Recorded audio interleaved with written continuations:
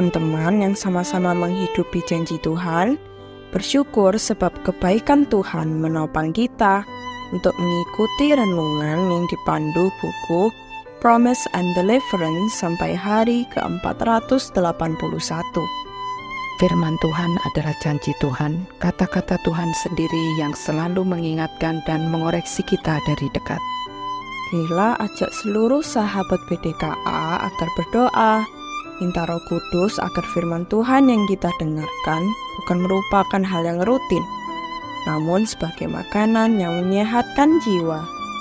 Mari kita dengarkan penjelasan Pak Leo Slamet tentang kehidupan seorang utusan yang mendahului Kristus. Shalom anak-anak semuanya, senang sekali hari ini kita diberikan kesempatan kembali untuk belajar firman Tuhan melalui buku Berpetualang dalam Kerajaan Allah. Ayo kita terlebih dahulu berdoa meminta pertolongan Tuhan. Bapa dalam sorga, kami berterima kasih untuk anugerah-Mu yang sangat indah bagi kami, yaitu kami masih diberikan kesempatan untuk kembali belajar firman Tuhan. Ya Tuhan, tolonglah kami, karena kami penuh dengan kelemahan, supaya ketika kami belajar melalui mendengar uraian firman Tuhan, hati kami dan pikiran kami sungguh terbuka untuk Tuhan membentuk hidup kami. Kami mohon firman-Mu itu boleh tertanam dalam hati kami, menolong kami untuk bertumbuh di dalam kebenaran Tuhan, sehingga hidup kami boleh mempunyai kekuatan dan kemampuan berjalan bersama dengan Tuhan. Tuhan juga tolong hamba-Mu yang akan menyampaikannya, kiranya Roh Kudus menolong kami, meneguhkan kami, supaya setiap tutur kata kami sesuai dengan keinginan hati Tuhan. Dalam nama Tuhan Yesus kami berdoa, amin. Anak-anak yang dikasihi Tuhan, ketika murid-murid Yohanes sudah mendapatkan jawaban dari Tuhan Yesus, maka segera mereka kembali kepada Yohanes Pembaptis dan menyampaikan jawaban yang diucapkan oleh Tuhan Yesus.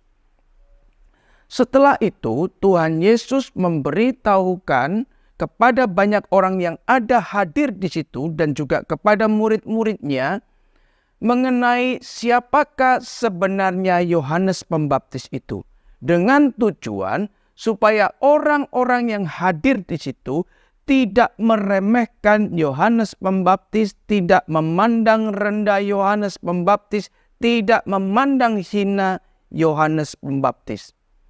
Tuhan Yesus menyampaikan bahwa Yohanes Pembaptis ini bukanlah orang yang tipe peragu, seperti halnya tanaman buluh yang tumbuh di tepi aliran sungai Yordan yang ada di padang gurun.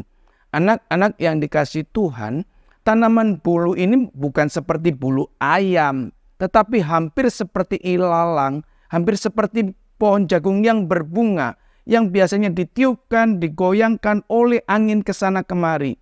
Itu menjadi perumpamaan Yohanes. Yohanes bukan tipe seperti itu. Tapi Yohanes adalah orang yang mempunyai karakter yang baik, mempunyai karakter yang kuat di dalam imannya. Tetapi memang kita sadari di dalam kemanusiaannya Yohanes Pembaptis pernah terjerat di dalam keraguan-raguan di dalam mengenal Yesus Kristus. Anak-anak, bukankah ini hal yang wajar juga di dalam hidupmu dan hidupku? Kita juga kadang jatuh di dalam satu keraguan. Dan Yohanes Pembaptis juga dijelaskan oleh Tuhan Yesus, Yohanes Pembaptis ini bukanlah orang tipe yang berpakaian halus, yang biasa hidup di istana raja, yang biasanya tidak berani menegakkan kebenaran. Tidak, Yohanes Pembaptis adalah orang yang berani menegakkan kebenaran dan menyatakan dosa pada setiap orang. Nah, anak-anak yang dikasihi Tuhan, di sini Tuhan Yesus juga mengatakan bahwa Yohanes Pembaptis ini adalah seorang nabi, bahkan lebih daripada nabi pada umumnya. Mengapa begitu? Karena Yohanes Pembaptis diutus oleh Allah untuk membuka jalan bagi Yesus, untuk mempersiapkan jalan bagi Yesus. Maksudnya, Yohanes ini menjadi orang yang menyerukan perlunya pertobatan untuk seluruh orang yang hidup di dalam zaman itu. Anak-anak, bahkan Alkitab menyebutkan Yesus berkata seperti ini, bahwa dari rahim seorang perempuan tidak ada orang yang lebih besar daripada Yohanes. Tetapi yang terkecil di dalam kerajaan surga itu pun lebih besar daripada Yohanes Pembaptis. Apa maksudnya? Maksudnya adalah bahwa di kemudian hari ada orang-orang yang akan mewartakan tentang Yesus lebih banyak lagi. Akan lebih mengenal Yesus Kristus lebih dalam lagi dibandingkan daripada Yohanes Pembaptis. Itulah arti bahwa yang terkecil dalam kerajaan surga lebih besar daripada Yohanes Pembaptis. Anak-anak yang dikasihi Tuhan, Yesus Kristus pun menjelaskan bahwa Yohanes Pembaptis ini adalah pribadi yang sudah dinubuatkan oleh para nabi-nabi sebelumnya. Yang dikatakan Yohanes Pembaptis ini adalah Elia yang akan datang. Itu bukan berarti Yohanes Pembaptis ini adalah titisan atau jelmaan dari Elia. Tetapi Yohanes Pembaptis mempunyai kesamaan dengan Elia. Dia mempunyai semangat seperti Elia bersemangat untuk memberitakan kabar berita keselamatan. Juga Yohanes Pembaptis mempunyai keberanian seperti Elia yang pernah menegur Ahab. Yohanes Pembaptis pun mempunyai keberanian untuk menegur setiap orang yang melakukan hal yang tidak benar di hadapan Tuhan atau orang yang melakukan perbuatan-perbuatan dosa. Anak-anak yang dikasihi Tuhan, ini adalah satu berita yang membuat kita harus selalu waspada bahwa ketika dalam zaman itu ada begitu banyak orang yang Alkitab catat menyerong tentang kerajaan surga. Itu berarti ada banyak orang yang mengaburkan kerajaan surga. Apakah itu terjadi hanya di dalam zaman Yesus Kristus hidup? Tidak. Sampai zaman ini pun kerajaan Allah selalu beritanya diserongkan supaya ada banyak orang yang tidak mengenal tentang kerajaan surga, tidak mengenal tentang Yesus Kristus. Bersyukur kalau hari ini kau dan aku masih boleh percaya kepada Yesus Kristus yang satu-satunya Tuhan dan Juru Selamat. Satu-satunya Mesias yang hadir di muka bumi.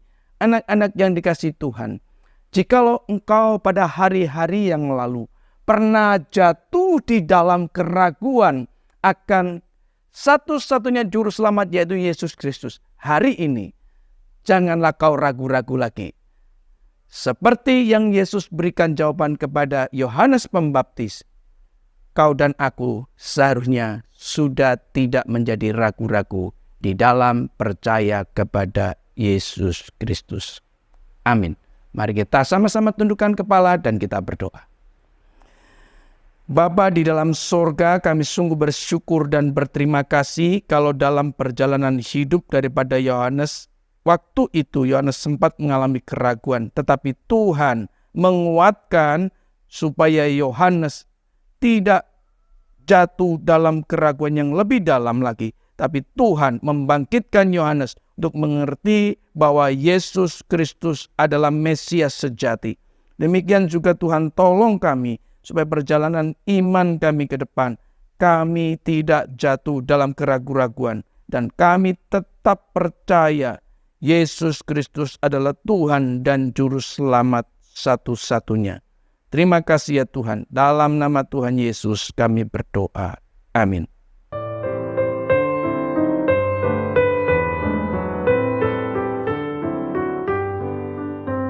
Kayla, kalau lihat ajudan presiden, menteri, gubernur, dan semua pejabat, pastilah mereka diberi fasilitas istimewa dan mendapat penghormatan. Ya, karena mereka berkedudukan tinggi. Namun, sangat berbeda dengan utusan khusus Juru Selamat dunia. Oh iya, Yohanes Pembaptis, apa tugasnya? Memberitakan kerajaan Allah. Posisi ini ternyata justru membawa pemisahan, bukan popularitas. Dia menyerahkan dirinya buat kerajaan itu. Memang, Tuhan bisa membuat si pendosa memegahkan diri dan sebaliknya membuat orang kudus merendahkan hatinya. Maukah teman-teman kehilangan segala sesuatu demi kemuliaannya? Baca terus dari Matius 11 ayat 16 sampai 24.